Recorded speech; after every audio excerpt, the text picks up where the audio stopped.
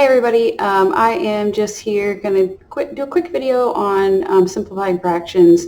Just want to make sure that everybody gets it. And coming to you from the Boutique Kitchen per usual. Got my dishes over here that I did. Got some artwork from my kids. We eat a lot of vegetables and produce back there, but that's no big deal, whatever. Okay, so we got these rules, these steps for success on simplifying fractions, reducing fractions. First thing we have to do is find the greatest common factor of the numerator, top number, and the denominator, bottom number. Remember, greatest common factor is finding the factors of each number and then comparing them, making sure that number is in both lists and it's the biggest number, just so we can reduce one time instead of having to reduce multiple times if we don't find the greatest common factor or the biggest number that goes into both of them. So we got to find the GCF of 16 and 50. Well, we got to find the factors of 16 first. So 16. I've got 1 times 16. That's that hit them out of the park, that baseball, softball, lob it up. I'm gonna hit that thing as hard as I can, and it's gonna go flying out of here. Everyone can get this answer. 1 times the number. It's always the first one. And then we've got 2 times 8. Hey, Ms. Vitico, how'd you get that? Well, I know that 2 times some number equals 16. It's 2 times 8. Or you could just do 16 divided by 2. If it's an even number, well, that works. If it's an odd number, doesn't work. For example, 16 divided by 3, that's some sort of decimal. That doesn't work. We need whole numbers for it to be a factor. Okay, what about, so 3 doesn't work, 4. 4 works, right? 16 divided by 4, or 4 times some number, is 4 times 4, and that equals 16. 5, nope. 6, nope. 7, nope. Those are all decimals. 8, hey, 8 works. Oh, but we already wrote it down. No repeats. We don't repeat here. So we're good. We're good on 16. Now let's find the factors of 50. We've got 1 times 50, that easy one. We've got 2 times 25. 3 does not work. 4 does not work. 5 works. Times 10.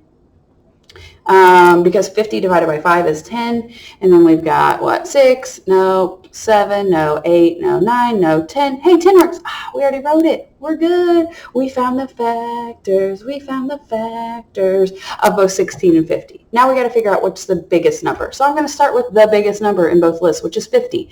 Is 50 on this side? Yeah. Is it on the 16 side? No, never. It's not going to be. The highest number that 16 can have is 16. So 25 doesn't work. 16 is 16 over here in the 50 list? Nope. What about 10? Is 10 over here in the 16 list? Nope. What about 8? Nope, not on both sides. It's not on both sides. What about 5? No. What about 4? Nope. So our greatest common factor just happens to be 2. Just happens to be 2. It just worked out that way. So step 1, find the GCF of the numerator and denominator. Did it, done, check mark. Move on to step 2. Divide the numerator, top number, and denominator, bottom number, by the GCF. So our original fraction is 16 over 50. Divide that top number by our GCF, which is 2. Divide the bottom number by our GCF, which is 2. And we get 8 over 25. Now, I know that we did this correctly, and this is as simple as it gets because I found the greatest common factor between those two numbers. Another way is that there's no numbers that both 8 and 25 have in common except for 1. I could go through and find the factors of 8 and 25 to confirm, but I know for sure that it's only 1, and 1 doesn't help us. 1 doesn't make anything smaller. It doesn't reduce anything. So 8 over 25 is as simple as that fraction gets. Now, let's move on to 5/20ths. And you know what? I'm just going to change my pen. You know what? Why not? Why not? I like to change things up sometimes. So we've got 5 and 20. Step 1, find the GCF of the numerator and denominator. So I got to find the factors of 5. Hey, guess what? It's just 1 and 5. There's no other numbers. That's why it's prime. Not Amazon Prime, just the number prime. Optimus Prime. Optimus Prime number. Now we got to find the factors of 20. So 2 numbers that multiply together to give me 20. The first one, easiest one, is 1 times 20. And then we've got 2 times 10. 3 doesn't work because 20 divided by 3 is some decimal. 4 works. 4 works. It's 5. 5, oh, hey, we've already got a 5, so we're done. We don't have to find any more. Now, I need to find the greatest common factor. The only option here, because remember, 1 doesn't make it smaller. Yeah, they have it in common. All numbers have 1 in common, is 5. And 5 just happens to be in both lists. So a 5 here and a 5 there. So our GCF of 5 and 20 is 5. Cool. So our original fraction of 5/20ths, we divide the top number by 5, divide that bottom number by 5, and we get 1/4.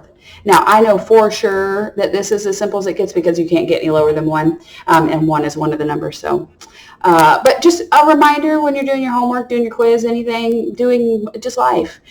If your answer simplifies, if your fraction simplifies to any number over 1, the real answer is just the numerator. It's that whole number, right? Because it's just a big fraction, just a big division problem. 4 divided by 1, well, 4 divided by 1 is 4. So that's just a little tip and trick for life. But if you have any questions, please feel free. Email me, let me know. If you're still kind of struggling with this, we will go over day 2s on Tuesday. Remember, no school on Monday. Enjoy your time with your friends and family, or just kind of hanging out by yourself, whatever you want to do. All right, peace.